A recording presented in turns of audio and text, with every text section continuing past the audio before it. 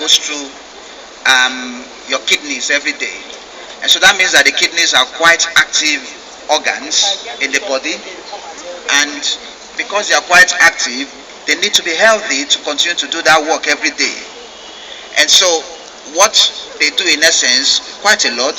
So one of the things that the kidneys does is that it regulates body water, so that no matter how much water you drink in a day, as long as your kidneys are healthy, they're still able to keep the one that you need and excrete the one that you don't need, so that on a daily basis you're able to pass urine without much ado.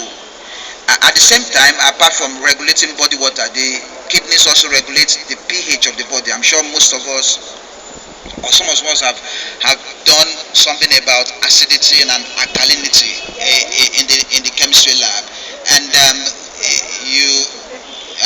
the body tries to maintain a neutral pH of about 7.4, and so the kidneys has a way of making sure that that is kept within that frame. The pH of the body is kept within that frame, and it does that on a constant basis, so that you don't need to think about it. The kidneys regulate your body pH. Now, aside from regulating body pH, the kidneys also are able to regulate the metabolism of many elements like calcium, like phosphates in the body. So when people take all sorts of food, the kidneys remove the ones that are not necessary, especially compounds like phosphates. Now, at the same time, every time you eat, your body absorbs those nutrients, and at the end of the day, especially amino acids, it ends up as urea and creatinine and many other nitrogenous wastes that needs to be excreted from the body. And so the kidneys ensure that these nitrogenous wastes are removed from the body through the urine. Okay, so that's another important function of the kidneys. And it happens that when people are ill and have kidney problems, those are one of the things that are measured in the blood to see that the person may have kidney problems. And so that's a very vital function of the kidney, to remove nitrogenous waste from the body. At the same time, the kidneys also help to produce what is called some hormones in the body. Now, everybody know about red blood cells, don't we? Yeah, so the red blood cells are produced in the bone marrow, but there's a hormone that the kidneys produce that helps the bone marrow to keep producing red cells, and that hormone is called erythropoietin. So that hormone helps you to produce blood in your bone marrow, and when your kidneys are healthy, the person continues to produce blood, and there's no shortage of blood in that person. Now, apart from that hormone that the kidneys produce, they also produce some other hormone that helps to regulate the bone. I'm sure you've seen, you know, that your frame or your body is kept straight because you have a skeleton that is healthy. Yeah? And that skeleton consists mainly of the bones. So the bones, the structure that gives bone its strength is calcium. And calcium is, like I mentioned earlier, on one of the elements that the kidneys regulate. So what happens is that there's a hormone that is produced in the kidney. From sunlight, you have some form of vitamin D produced in your skin from diet. So the sunlight breaks down that vitamin D to an active form, and that moves to the kidney and it's activated in the kidneys. And that hormone called calcitriol helps the body or the kidneys to maintain a healthy level of calcium in your body. And if you look at all these, I've listed about 7 or 8 things that the kidney does. Now, what are the things that we then need to do to keep our kidneys healthy? One of the things that we need to do to keep our kidneys healthy is to make sure we drink enough water. I'm sure we sweat a lot because our weather is very hot. I mean, the average temperature with this time of the year averages about 30 degrees Celsius. That means you're losing quite a number of fluid or sweat from your skin. And because of that, you need to drink enough water so that your kidneys are able to um, remove things that it should remove. Because if you don't drink enough, there's tendency that you may develop kidney stones, which we know is one of the things that will cause kidney failure in people. And so, on the average, we expect that most adults should drink up to about 2.5 to 3 liters. If you know these big bottles of water, I don't want to advertise any, but that's about 1.5 liters. So if you take about 2 of it in a day, it's healthy, and that's something that we expect most adults to do. And because you do that, your kidneys are able to remove as much as you don't need and keep within your body the ones that you need. But if you don't drink enough, there's tendency that the kidneys may not be able to remove many of the things I mentioned earlier on, and there's tendency that the person may develop kidney stones. Now, what the other thing that you need to know is that you need to eat healthy meals, eat a balanced diet. Make sure you take fruits about what advice is about 5 times a day, and that's a bit on the high side, isn't it? And instead of buying snacks and eating so much snacks that don't add so much nutrients to you, they just give you sugar, and they are not so healthy. Eat fruits rather. If you eat fruits, they contribute to making sure that you have a healthy kidney, because they contribute some fluid to your diet, and they also contribute vitamins and minerals that you need to maintain a good health. And apart from eating a healthy, balanced diet, you also need to make sure that you don't take some things in our environment that are considered to be harmful. Now, one of the things that people practice is they take herbal medications.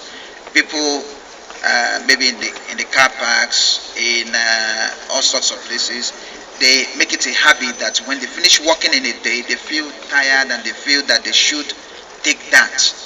So people that consume that on a regular basis and keep taking it, they stand the risk of harming their kidneys, because most times those things may work in terms of relieving symptoms, but on the long term they can damage the kidneys or some other vital organs in the body.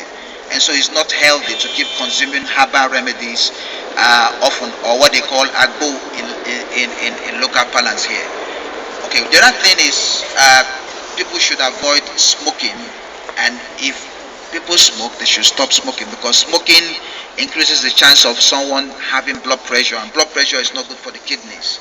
And so it's not something that should be encouraged. Smoking should not be encouraged. And also alcohol consumption should be discouraged, because alcohol also contributes to the likelihood of people developing blood pressure, and then they might come down with kidney failure later in life.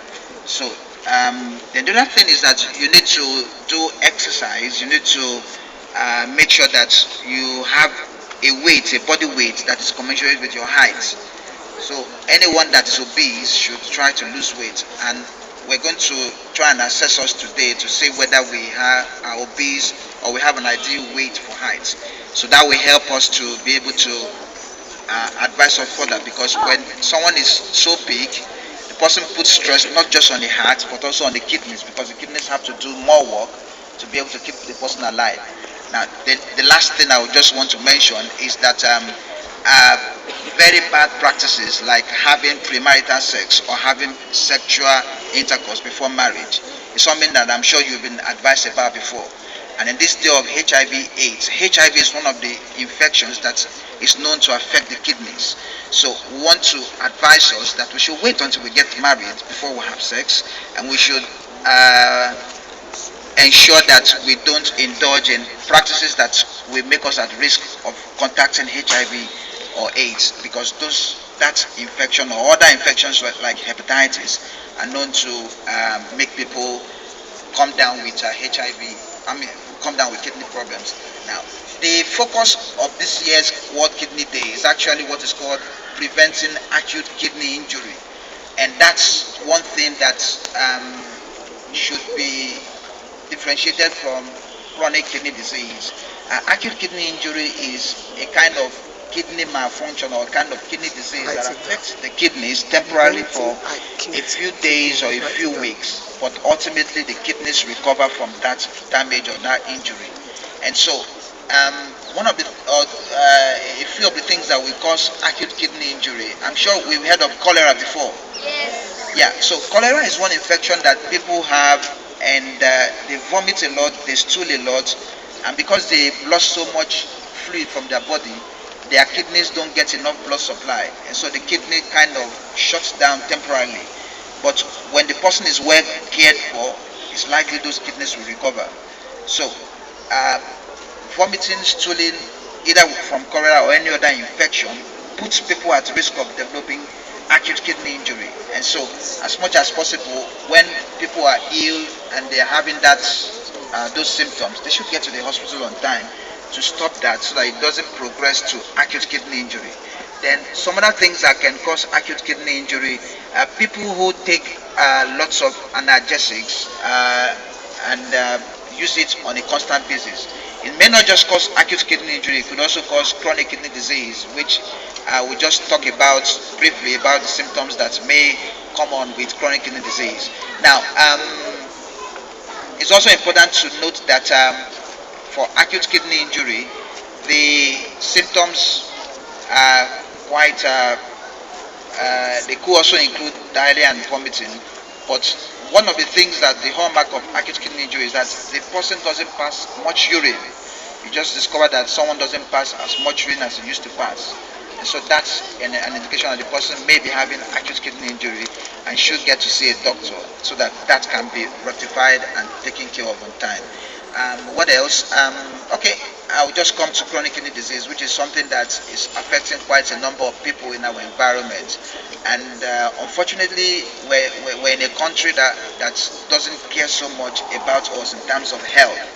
And there isn't much in terms of health insurance coverage for most of the citizens of this country. The only people that are covered are probably those that are in federal establishment under the National Health Insurance Scheme. And even that covers people who need dialysis for maybe a few sessions of dialysis, whereas those that need dialysis on a constant basis are not covered, and so people have to pay from their pocket. That's why we're taking this opportunity to enlighten us, so that people don't come down with that chronic kidney disease, which is something that drains the pocket of not just an individual, but even in countries where they give them or they provide dialysis free of charge for their citizens, the governments of many of those countries are finding it difficult to maintain that service because it's quite enormous. On the average, if somebody is on dialysis, is spending close to 80 to 100,000 per week, which is a huge sum. I'm not sure so many people in our country end up to that in a month, but somebody on dialysis has to spend up to that in a week, and that's a huge sum. And so it's better to prevent it. And one of the symptoms that people can have when they have chronic kidney disease is that they could be waking up in the middle of the night to pass urine. And when that happens, the person needs to see his or a doctor. At the same time, if somebody has leg swelling or notices that when they passes urine, the urine brings lots of foam, as if soap was added to that urine, that's an indication that the person may have some abnormalities or some malfunction of the kidneys. Then at the same time, if anybody finds that when they pass urine, they have see blood in their urine, or they have difficulty or pain when they are passing urine, they need to see a doctor to be able to ascertain that their kidneys are okay. And when the chronic kidney disease advances and becomes very late stage, then the person will find it difficult to sleep well, finds it difficult to eat, so the person doesn't have good appetite, discovers that he vomits often, discovers that the body is itching, and several other symptoms. And sometimes they can be in coma, they can just collapse in public, and people will wonder maybe they did some form of juju to them and they just collapsed. But it's because the kidneys are not working well, and so much has accumulated in the blood to cause that kind of problem. Okay, so in rounding up, I just want us to remember salient points, that your kidneys are pear-shaped organs like the shape of a bean, and if you make a fist like this, it's probably that your kidneys are about that size. And so you need to keep them healthy by making sure that you drink enough water every day, that you eat healthy meals. And the other thing I forgot about meals is salt. Salt is not healthy for us, and we need to watch the amount of salt we eat. And part of the things that contain lots of salt is many of the suya that people consume. It has lots of salt, and also the snacks and the food joints that we visit outside, they have lots of salt in their meals. So it's better to consume less and less of these things so that you don't have so much salt in your system. And for those that cook, it's advisable that you add less salt when you're cooking so that you don't add too much salt or too much seasonings that contain lots of salt. So drink enough water, eat a healthy meal, try and do exercise, avoid alcohol, avoid dangerous lifestyles that predisposes people to HIV and other infections, and make sure that you avoid taking herbal medications and all sorts that are not too healthy. Thank you very much for your attention.